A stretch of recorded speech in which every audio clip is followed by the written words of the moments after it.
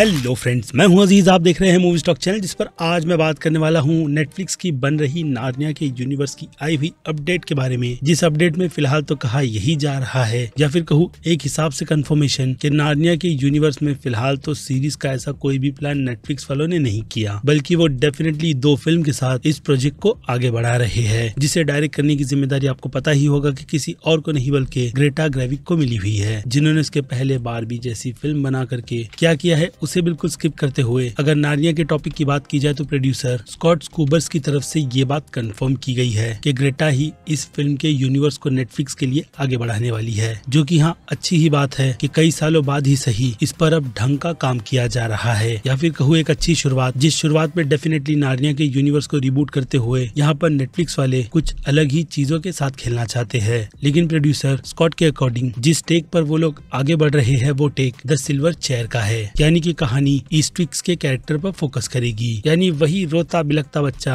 जो कि एमसीयू के यूनिवर्स में फिलहाल तो एडम वॉरलॉक के नाम से जाना जाता है। यानी कि कहानी की कंटिन्यूएशन साल 2010 की नार्निया, जिसे हम the chronicles of Narnia the ways of the down trader के नाम से जानते हैं, तो उसकी बात की कहानी को बताएगी। यानी कि नार्निया की ट्रिलॉजी के बाद खास करके इस कैरेक्टर और नार्निया के पूरे यूनिवर्स में क्या हुआ है क्या नहीं, उसकी आगे की कंटिन्यूएशन, जो कि एक हिसाब से कई सारे हम जैसे पुराने फैंस के लिए ठीक ही है, जो कि इस 3 पार्ट के बाद की स्टोरी के आर्क को आगे कंटिन्यू होता हुआ देखना चाहते हैं। बट अनफॉर्चुनेट जिस ईमानदारी और ऑनेस्टी के साथ इस फिल्म के पिछले जो 2 पार्ट एंड्रूस एडमसन ने बनाए थे, उतनी डेडिकेशन के साथ इस फिल्म का 3rd पार्ट नहीं बना था, जिस पर अब नेटफ्लिक्स वाले दिलो जान लगा करके काम करने वाले हैं। क्योंकि देखा जाए तो सिल्वर चेयर के बाद की कहानी पहले तो फैंस को यही उम्मीद दिलाएगी कि नेटफ्लिक्स नार्निया के इस यूनिवर्स को लेकर के बिल्कुल राइट ऑन ट्रैक है, तो उसके बाद जाकर के आप कह सकते हो कि प्रीक्वल की प्लानिंग की जाएगी, जहाँ पर हाँ यही कैरेक्टर नार्निया के यूनिवर्स में चल रहे एक इतिहास की कहानी हमारे सामने रखेगा, क्योंकि कहानी युगों युगों तक ऐसी ही आगे बढ़ती रहती है। लेकिन फिलहाल तो आगे की कंटिन्यूएशन जिस बेस पर आगे बढ़ रही है उसकी डिटेल मैंने आपको दे दी है, प्रोड्यूसर की इसी कंफर्मेशन के साथ कि ग्रेटा इस फिल्म के यूनिवर्स के फिलहाल तो 2 पार्ट को ही बनाएगी, जिसके बाद का फ्यूचर किसके अंडर रहेगा फिलहाल तो उसकी ऐसी कोई भी अपडेट निकल कर नहीं आई है। लेकिन हाँ, ग्रेटा का ये प्रोजेक्ट अब 100% बिल्कुल ही कॉन्सेंट्रेट के साथ बनाया जाएगा, जिस बीच वो दूसरे किसी भी प्रोजेक्ट को पिक नहीं करेगी। क्योंकि देखा जाए तो बारबी के फेम के बाद कई लोगों ने ये अज्यूम किया था कि वो आगे इसी के यूनिवर्स को बढ़ाएगी, लेकिन नेटफ्लिक्स वालों ने अच्छी खासी डील करते हुए फिलहाल तो उन्हें आगे बढ़ने की परमिशन नहीं दी है। जिन सब पर अब फिर क्या बनती है आपकी राय, जो आप मुझे कमेंट में लिख करके बता सकते हो। बाकी मैं हूँ Aziz, movie stock channel like share और सब्सक्राइब भूलना मत। मिलूंगा जल्दी दूसरी किसी वीडियो में। Till then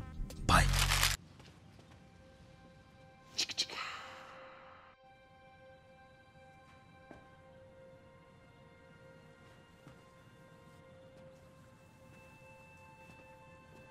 You're still here. It's over. Go home.